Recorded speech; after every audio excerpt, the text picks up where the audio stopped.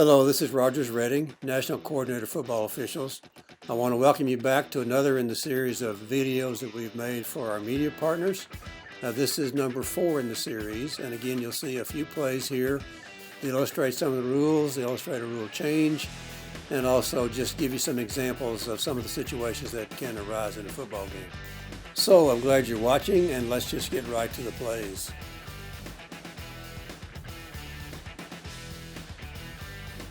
This first play shows us a good example of offensive pass interference. You can see that the wide receiver to the top of the screen blocks down on the defensive back, and then the slot man cuts off that block to catch the football. Now this is an active block. This is not just a matter of screening. This is an active block, and this is what constitutes offensive pass interference. Pass interference. Offense. Number 2. Half the distance to the goal. Repeat the down.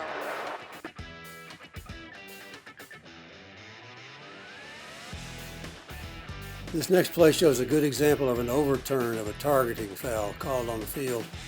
You can see that the diving ball player is hit by a defender who comes in. There is some helmet contact there, but this is not forcible contact, so this would not constitute a targeting foul. So this is a good job by the instant replay official to overturn this call and erase the ejection of the player.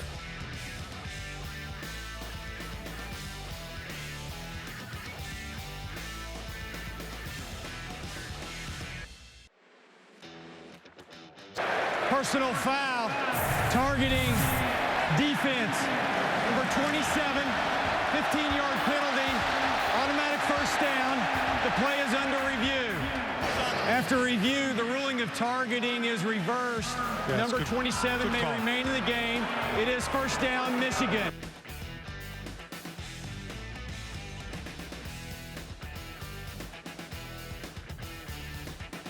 Here we have a good call of a targeting foul. The receiver has muffed this forward pass, and the defender dives at him and makes forcible contact to the head neck area. So this is a good call, correctly upheld by the instant replay official.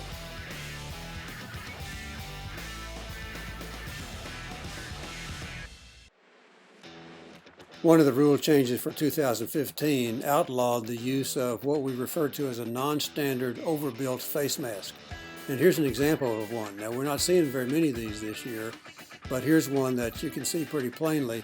And the danger here, of course, is getting fingers caught in the small space between the bars on the helmet. So this is a good example of a player wearing illegal equipment, this overbuilt face mask, and the rule is to send him out of the game, and he may not return wearing illegal equipment. This is a good example of a chop block. You can see that in this case it's a low-high combination where the left guard comes in low and then the left tackle comes in high to finish off the defender. So this is correctly called as a chop block. It's a two-person foul, and so the referee is correct to announce both numbers. Give up any cheap ones. Chop block, offense, number 65 and 78 in a high-low combination. Half the distance to the goal. Repeat second down. This play shows a good example of the 10-second runoff. You can see that we're inside a minute of the second quarter. The game clock is running, and then the snapper commits a snap infraction. You can see him double clutch the ball. That's a false start snap infraction. That causes the clock to stop immediately. So this is a 10-second runoff situation due to this foul that's committed. Now the referee correctly announces that the offensive team chooses to avoid the 10-second runoff by burning one of its timeouts.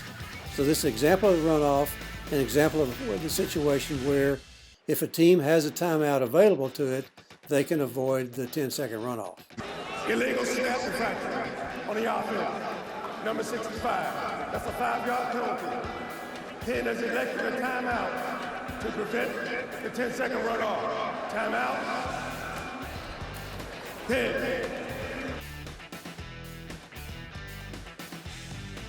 The last play for this week shows an onside kick where the kick goes out of bounds.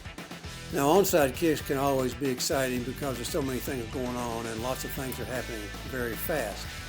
Here's a situation where the kicking team touches the ball before it goes 10 yards, so that's illegal touching. And then before the receiving team touches the ball rolls out of bounds.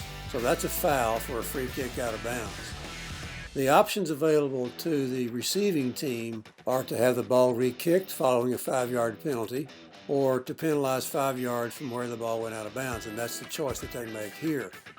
Now, just to play this out a little bit, if suppose the ball had not gone out of bounds, rather it stayed in the field of play, then when it became dead, it would belong to the receiving team at that spot where the kicking team first touched it. The illegal touching doesn't carry a foul associated with it, doesn't carry any yardage penalty.